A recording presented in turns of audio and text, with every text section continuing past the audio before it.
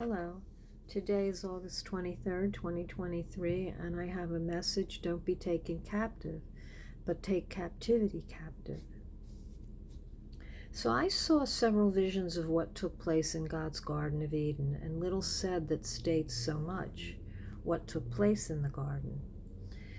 The first vision I saw the devil walk in the Garden of Eden in the form of a gecko, walking upright as a man, about the same height, and he walked among dense trees. They were young trees, but they weren't baby trees. So they may have been just designed originally at that stage of development, because Adam and Eve were already formed as adults.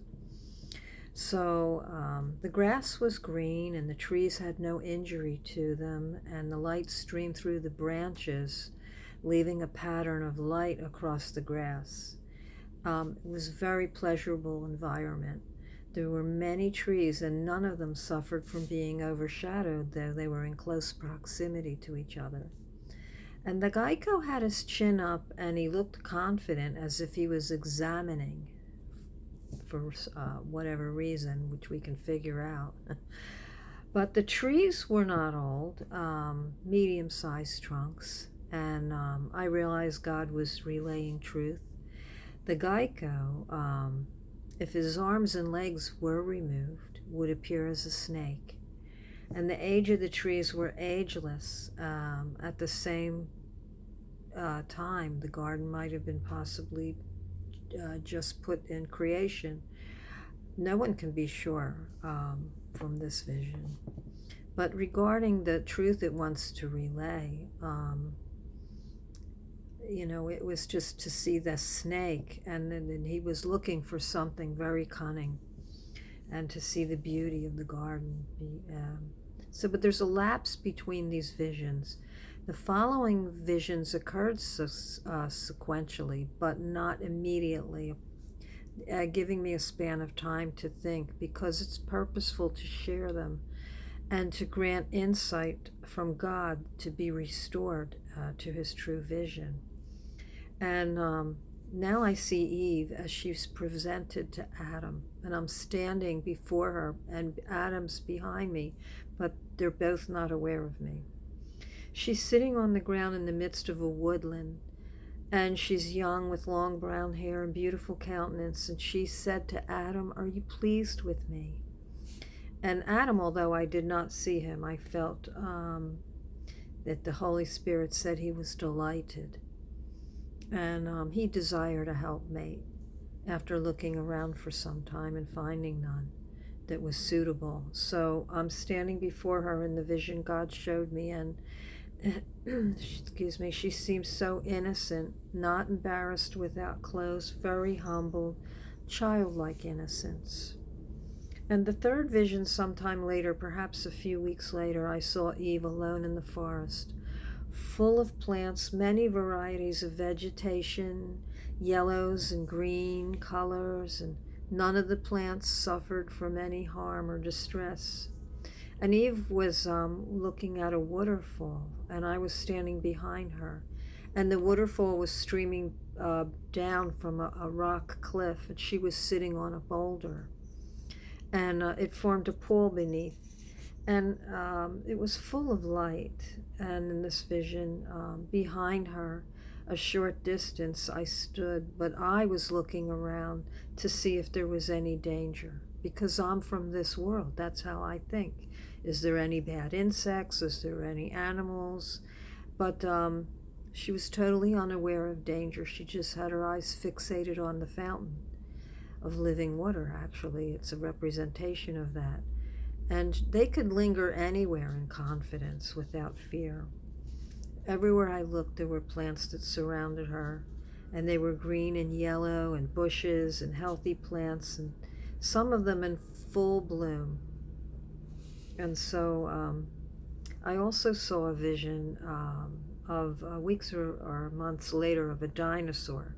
But I had asked God to show me what they looked like. So I don't know if they're part of this vision, although God created the animals around the time that he created man. So first he created the animals. So I believe it fits.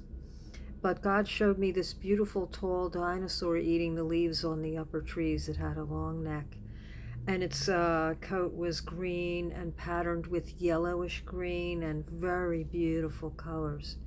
And I know this was before the fall, so it had no ill will.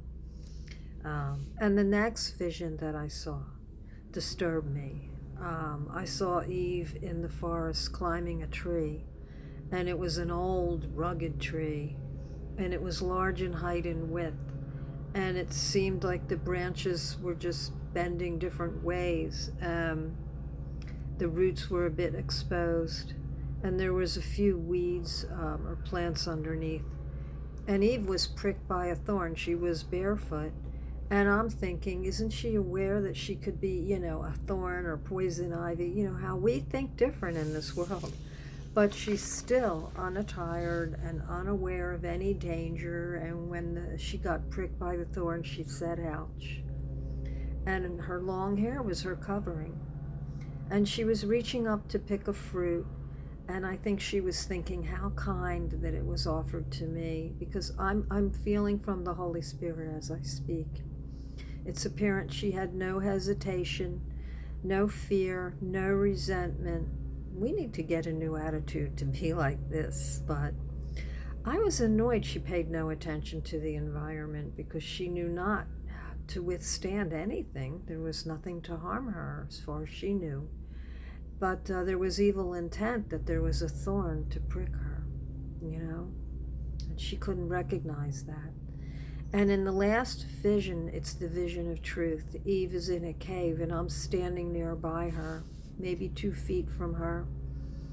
And it's a gray, it's dimly lit, but she's near the entrance of the cave. That's where the light's coming in, and she's older, possibly a little over middle-aged, and her hair is gone, it's short. It's shorn, it's gray, it's a different texture, it's frizzled, but it's neatly cut. She's overweight, and I feel she's hollow, stunned. Her mouth is gaping wide, and she steers in realization, because the harness is lifted off her eyelids. What's occurred? She says, "That tarantula," in shock. She's realized she's been vanquished and overpowered. She's no longer in God's garden of delight. She's looking back earnestly in remorse, seeing the outcome of events that she could have withstood. But is there anyone who's not been exposed to something like this? You don't see it coming? The snake wants imperial power and world domination. And now there's disease, sinister acts throughout history. Eve lost her son Abel. How could she have known that Cain would be jealous and do such a thing? But if Eve were here today, I think she'd say, stay away from forbidden fruit. Stay away from harm's way. Remain in the word of truth to hold you steadfast. And yes, I think she realized the deceit and the cunning and the distress, and she was humbled to stay attuned to God's command, although she suffered sorrow and distress. And it can be avoided, or much of it can be avoided. I think maybe all of it can be avoided, because no weapon formed against us will prosper. So I'm coming back to the truth. So God says, lastly, you're in my garden, and I spared no expense. I traveled from my kingdom to your fallen kingdom to bring my riches of grace, to restore my honor and my truth, so there's no division betwixt the 2 kingdoms, to be fruitful. Put on my attire, my beloved, and don't allow yourself to be vexed or deceived. He's restored knowledge of righteousness through his blood atonement, and he's preserved his word of truth from the beginning, so we'll go unharmed. And one day he will restore paradise again. So suit up in your armor of truth. If you're willing, you can have that today. So God bless you, and thank you for listening. So much was said, such a powerful message from God. Give him all the glory. So don't be taken captive, but take captivity captive and stand in the truth. God bless you today. Bye bye.